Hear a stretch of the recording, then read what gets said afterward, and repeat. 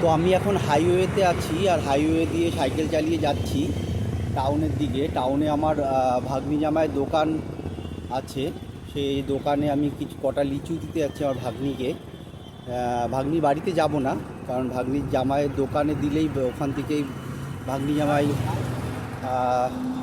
বাড়িতে নিয়ে যাবে, কারণ বাড়িটা একটু ভেতরে। তো আমি এখন আর বাড়িতে যাচ্ছি না, এখন ওই দোকানে গিয়ে কটা লিচু দিয়ে আবার ফিরবো। তো এখন একটু অন্ধকার অন্ধকার হয়ে আসছে, আর তো গাছের লিচু সবাইকে দিয়ে খাই কটা কটা করে, একা একা খাচ্ছি না। আর আমি তো বাড়িতে থাকিই না, সেই কারণে লিচু খাওয়া হয় না। গাছটা আমি লাগিয়েছিলাম, আর এবার কটা লিচু হয়েছে, তো আমি খুশি খুশি সবাইকে লিচু দিয়ে খাচ্ছি। হাইওয়ে দিয়ে যাচ্ছি এখন।